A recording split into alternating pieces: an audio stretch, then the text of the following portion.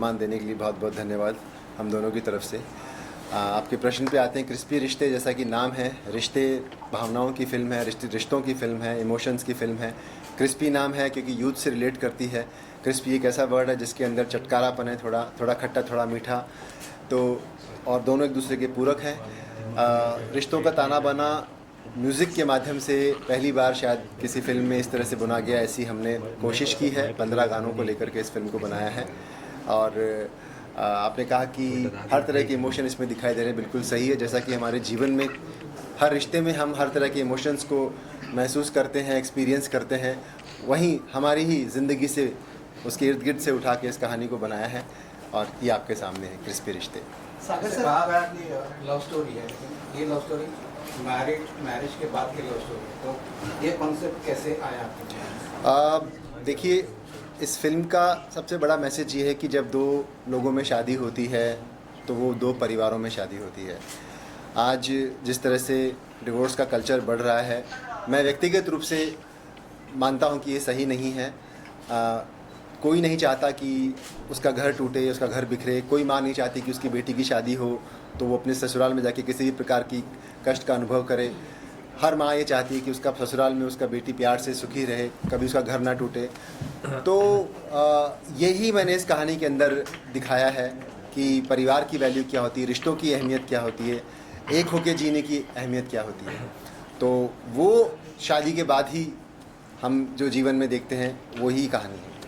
Sir, एक वक्त हुआ करता था राष्ट्रीय इस तरह की फिल्मों के लिए जाना जाता था, पर आजकल चीज़ें बदल चुकी है कोविड के बाद से।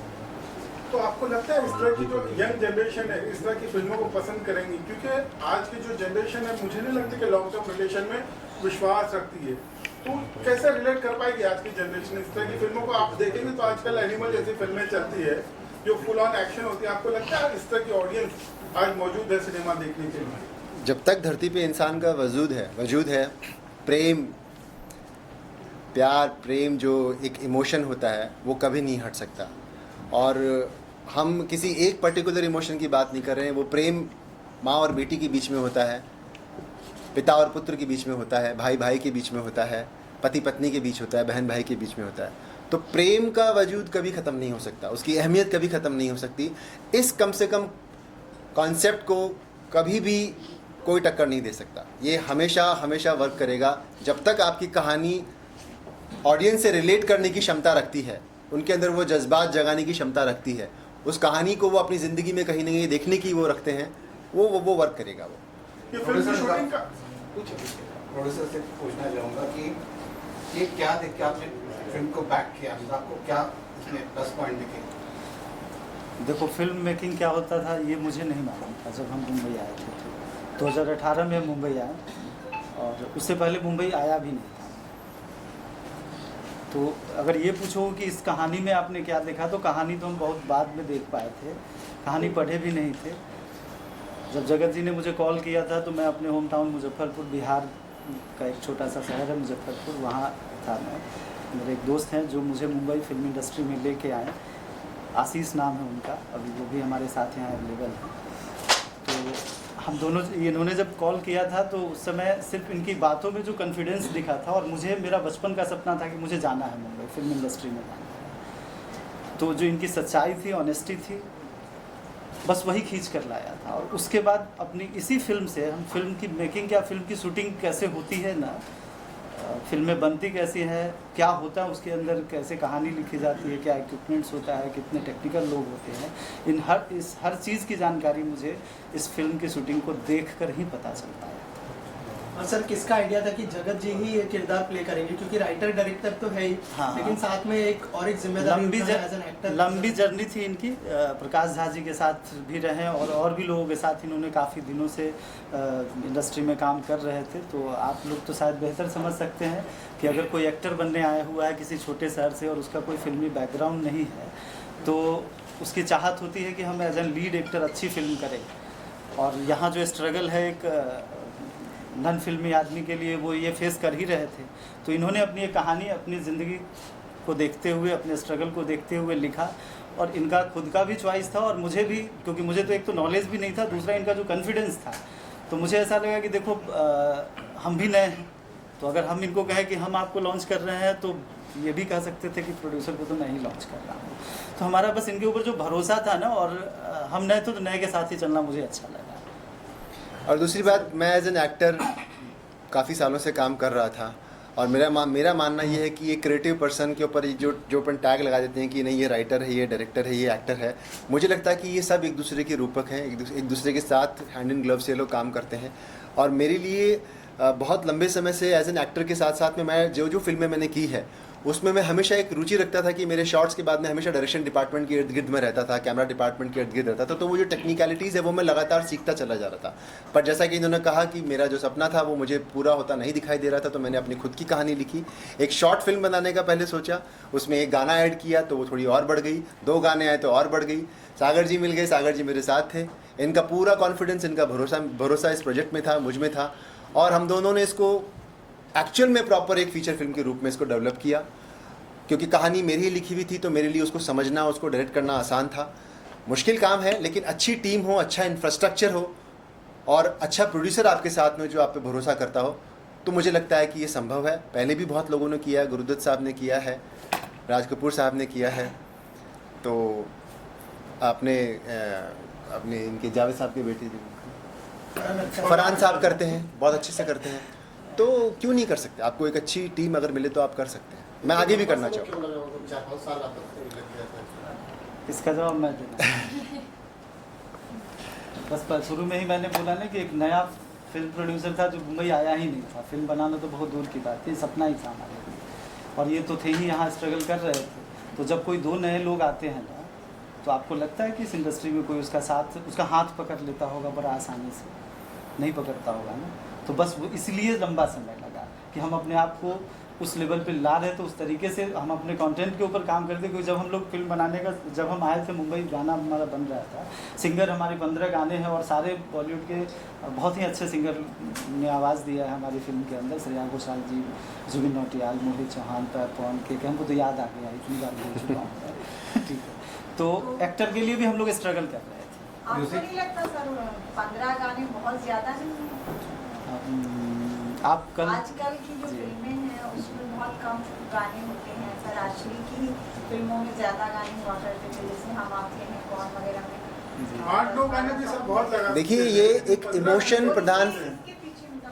प्रधान फिल्म है, भावना प्रधान फिल्म है, और इमोशन को स्क्रीन पे जब हम प्रोजेक्ट करते हैं तो या तो आपके पास में फेसेस हों, शाहरुख खान साहब का फेस हो, माधुरी जी का फेस हो, जो आपके स्क्रीन से ऑडियंस के साथ में वो बाइंड कर सके, वो ग्रेविटी क्रिएट कर सके। अगर वो नहीं हो, जैसे कि नए प्रोड्यूसर डायरेक्टर को वो नहीं मिल सकता है, तो एक और चीज़ है, वो है म्यूज़िक। आप रेडियो पे गाना सुन करके भी उससे कनेक्ट हो जाते हैं, अपनी ज़िंदगी की अपनी यादों से उसे रिलेट करने लगते हैं। मैंने म्यूज़िक को वो माध्यम बनाया जिससे मैं अपनी कहानी की जो भावनाएं हैं, जो इमोशन है, वो लोगों तक पहुंचा सकूं, उनके साथ वो बाइंड कर सकूं, वो ग्रेविटी क्रिएट कर सकूं। ये जो गाने हैं इस कहानी के अंदर इस तरह से फिट किए गए हैं कि ये अपने आप में गाने नहीं, ये डायलॉग्स हैं। ये डायलॉग्स हैं जिसके अंदर देश के, जैसा कि इन्होंने भी बताया, बड़े बड़े सिंगर्स से अपनी आवाज़ दी है। आपको ऐसा महसूस नहीं होगा, ये मैं दावे के साथ कह सकता हूँ, इस पर मेरा पूरा भरोसा है कि आपको ऐसा महसूस नहीं होगा कि आपने 15 गानों की फिल्म देखी है। किसी भी गाने में कोई लिपसिंक नहीं है, ये पहली बार ऐसा हुआ है। 15 गाने हैं और एक भी गाने में लिपसिंक नहीं है। हैंड इन ग्लोव्स, वो इतने जेल किए गए हैं गाने उस फिल्म के अंदर कि आप जो ये प्रश्न पूछ रहे हैं, शायद उसके बाद में आपको लगेगा कि नहीं, ये तो ठीक ही लग रहा था। जगत जी और सागर जी पकड़ते हैं तो 15 गाने का मतलब 1 घंटे तो हमने सिर्फ गाने में निकाल दिया। 1 घंटा 5 मिनट, 1 घंटे 5 मिनट बचा कितना? 1 घंटे। मैंने कहा ना, ये गाने नहीं, ये डायलॉग्स हैं। ये कहानी को आगे लेके जाते हैं, हर गाना कहानी को आगे लेके जाता है। आज रात 12 बजे जियो सिनेमा पे आता है। आप लोगों से बस यही रिक्वेस्ट है कि आप बड़े एक्टर की फिल्म तो बहुत आसानी से देखते हैं, पुराने प्रोडक्शन हाउस की फिल्म को भी बहुत चाव से देखते हैं। एक बार इस फिल्म को जरूर ईमानदारी से देखिएगा। इसलिए नहीं कि आप लोग प्रेस वाले हैं, मेरा पर्सनल रिक्वेस्ट इसलिए है कि हमारी तरह आप भी। पर एक्चुअल मकसद क्या है? क्योंकि राष्ट्रीय प्रोडक्शन इसके लिए जाना जाता है, 7 गाने 8 गाने 10 गाने तक भी पूछते हैं लोग, बट 15 इज एक्सट्रीम। तो ये कोई रिकॉर्ड ब्रेक करना एक मकसद नहीं, या सच में स्टोरी की डिमांड? कुछ तो नया करना था, कुछ तो नया। हम उस भीड़ के हिस्से ही बन के रह जाते तो फिर क्या फर्क पड़ता है। अभी तो रिलीज होने को है, तो देखेंगे तो बस देखिए, एक यूनिक एक्सपीरियंस होगा। जरूर, और शेयर भी करिए, बहुत ज़रूरी है हम लोगों के लिए आपका साथ सपोर्ट। नहीं, हमारे पास 6 म्यूज़िक डायरेक्टर्स थे। अलग अलग लोगों का चुनाव किया गया, धुनों को ढूंढा गया, गली मोहल्ले में जाके जगह जगह जाके डोर टू डोर जिसको कहते हैं कि हमने सर्च किया कि हमको कैसा म्यूज़िक चाहिए, किस तरह के गाने चाहिए। और लिरिसिस्ट भी इसमें 4-5 लिरिसिस्ट हैं इसमें। एक आध गाने मैंने भी लिखे हैं, बाकी अजय गर्ग हैं, राजेश मंथन है, अमिताभ रंजन है और भी लोग हैं। जगत जी, सागर जी, आप लोगों से दोनों से सवाल ये है भी, आपने गुरुदत्त साहब का नाम लिया, उनकी फिल्में भी प्यासा, साहिब बीवी और गुलाम, वो भी कुछ इसी तरह की कुछ कहानियों, जैसे आपकी कहानी आप पेश करते बिल्कुल ऐसी ही कुछ स्टोरी के साथ पूरी हुई रहती थी। तो क्या आपकी भी कहानी उनसे इंस्पायर्ड है, उस तरह की थोड़ा बहुत एलिमेंट है इस फिल्म में, अगर मैं आप दोनों से जानना चाहूँ? देखिए, मैं हमेशा से यश चोपड़ा जी, गुरुदत्त साहब, चेतन आनंद और राज कपूर, इनको बहुत ज़्यादा मैंने फॉलो किया, उनको बहुत ज़्यादा मैंने हॉलीवुड उतना नहीं देखा जितना मैंने अपने हिंदी फिल्म मेकर्स को देखा है। और ये मैं बिल्कुल कहता हूँ कि मेरी इंस्पिरेशन जो है वो इन्हीं से आई है, यश जी से स्पेशली आई है। तो रिलेशनशिप्स जो है, मैंने ऐसा कुछ सोचा नहीं था कि मैं रिलेशनशिप्स के ऊपर कहानी बनाऊंगा, वो स्वतः मेरे जहन से ईमानदारी से निकली हुई वो कहानी है। और अब ऐसा लग रहा है क्योंकि मैं इतने वर्षों से ये सब ऑब्जर्व करता आया हूँ, तो मेरी फिल्म में जो आप कह रहे हैं कि ये इमोशंस, ये गाने, ये रोमांस आपको लग रहा है, तो इसमें कोई गलत बात नहीं है। और सेकेंड हाफ जो है आपके ट्रेलर का, स्पेशली का लास्ट एंडिंग काफ़ी अच्छे से मोन्टेजेस काफ़ी बढ़िया है, और बहुत ही कम देखने को मिलता है कि हीरोइन ने हीरो को ऐसा थप्पड़ मारते हुए ऐसा दिखा है ट्रेलर में। तो ऐसा कुछ है, पति उत्पीड़न है, ऐसा कुछ नहीं, रियलिस्टिक चीज़ है। देखिए, रियलिस्टिक चीज़ है, वो पत्नी है कि वो गर्लफ्रेंड है, वो तो आप फिल्म देखने के बाद पता लग जाएगा आपको। लेकिन रियलिस्टिक है, जहाँ बहुत प्यार होता है वहाँ पे तकलीफ भी होती है जब दिल टूटता है। तो वो उत्पीड़न नहीं है, वो शायद अपने दर्द का बयान किया जा रहा है। तो बहुत प्यार होता है तो बहुत गुस्सा भी आता है, और अगर आप प्यार झेल सकते तो आपको गुस्सा भी झेलना पड़ता है। ये मैं कहूँगा कि नहीं है तो ये झूठ होगा, क्योंकि कोई भी फिल्म मेकर, राइटर, पहली जो फिल्म उसकी कम से कम होती है वो उसकी ज़िंदगी के अनुभवों से निकली हुई होती है। मतलब कहीं ना कहीं आप अपने अनुभवों को शेयर करना चाह रहे हैं? नहीं, मैं चाह नहीं रहा हूँ, ऐसा हो जाता है। ईमानदारी से अगर किया गया काम है तो वो अपने आप निकलता ही निकलता है, मैं इसको डिनाई नहीं कर सकता। OTT पे रिलीज होने के लिए मतलब क्या खास वजह है, सिनेमा हॉल में क्यों नहीं रिलीज किया? इसका जवाब सागर जी देंगे। ये बहुत सही सवाल आपने किया है। जब हम फिल्म बनाने आए थे तो एक्टर नहीं मिल रहा था, जिसके पास जाते थे उनको यही डाउट होता था कि पता नहीं ये बना पाएगा या नहीं बना। दिखने में भी उतने हैंडसम थे नहीं हम, जो कोई मान जाता है हमारी बात। तो OTT पर लेकर इसलिए गए हैं सर कि जो फिल्म हमारी बनी है ना, वो कम से कम लोगों देख तो सके, क्योंकि सिनेमा हॉल में अगर हम रिलीज़ करते तो कोई नॉन एक्टर नहीं था हमारे पास। हो सकता था 1 दिन के लिए लगे, 2 दिन के लिए लगता, और फिर हम कहाँ लेके घूमते उसको दिखाने के लिए। तो इस फिल्म को बनाने का मकसद ये नहीं था कि हम बहुत पैसा कमाएं। इस फिल्म को बनाने का मकसद सिर्फ ये था कि फिल्म इंडस्ट्री में एक नन फिल्मी आदमी आकर भी काम कर सकता है और अपनी पहचान बना सकता है। उसी मकसद से हम आए हुए थे, इसलिए OTT पे रखे कि आज नहीं 5 साल बाद भी कभी आप फुर्सत में होंगे तो देख तो लेंगे। हो सकता है सिनेमा हॉल में हमारी फिल्म 3 दिन के लिए लगेगी और आपके पास वक्त नहीं होगा तो कैसे देखेंगे। और देखिए, बहुत खुशकिस्मत है कि देश के सबसे बड़े सब्सक्राइबर बेस्ड OTT ने हमारी फिल्म को अपने पास जगह दी है। हम लोग बहुत आभारी हैं जियो सिनेमा का। आई थिंक जो हुआ वो अच्छा ही हुआ, अच्छा ही हो रहा है।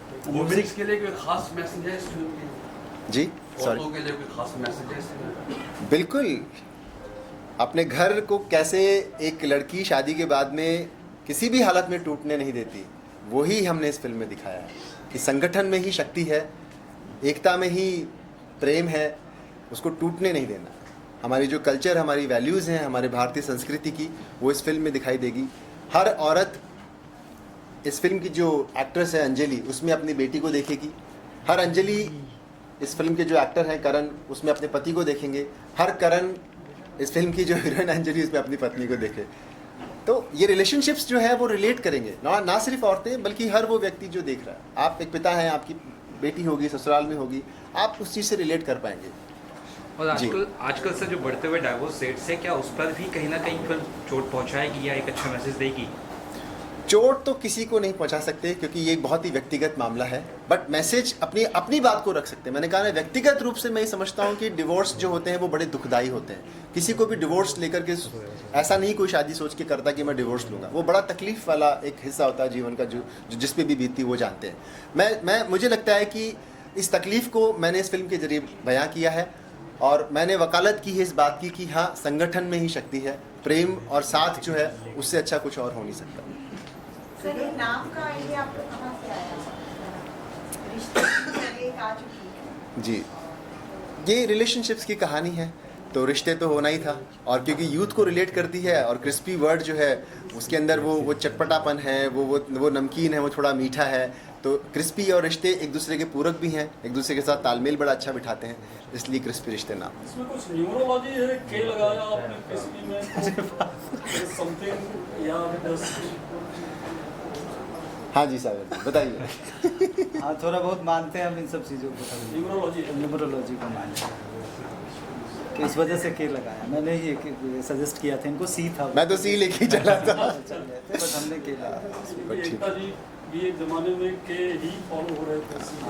हाँ, बट हमने तो बस दिल्ली हम गए हुए थे और मेरे कोई फ्रेंड शिव चिंतक ने कहा कि भाई के कर लो, के कर लो, तो फिर उन्होंने पता नहीं उनको शायद जानकारी, उनको उस समय ये था कि जो बताते थे लोग कि ये करो इससे अच्छा हो जाएगा, तो बस करते चले। अच्छा, एक दूसरा इंटरेस्टिंग क्वेश्चन है कि फिल्म मेकिंग अभी तो आपकी रिलीज हो रही है और मेकिंग भी आपने करनी है, मेकिंग में या रिलीजिंग में सबसे टफ आपको अभी तक क्या लगा?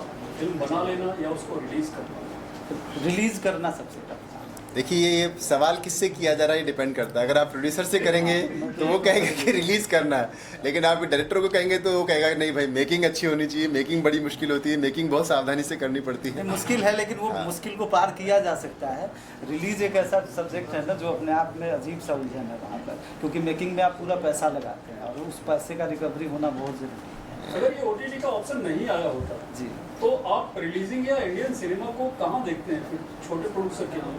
हाँ, तो फिर छोटा प्रोड्यूसर हमें आता ही नहीं, फिर हम मुजफ्फरपुर में ही होते हैं। मुश्किल तो होता ही है, मुश्किल तो होता ही है। ऐसा नहीं है कि छोटी फिल्में नहीं लगती है, नहीं चलती है, लेकिन उसको वहाँ तक पहुँचाना मुश्किल होता है, बहुत मुश्किल होता है।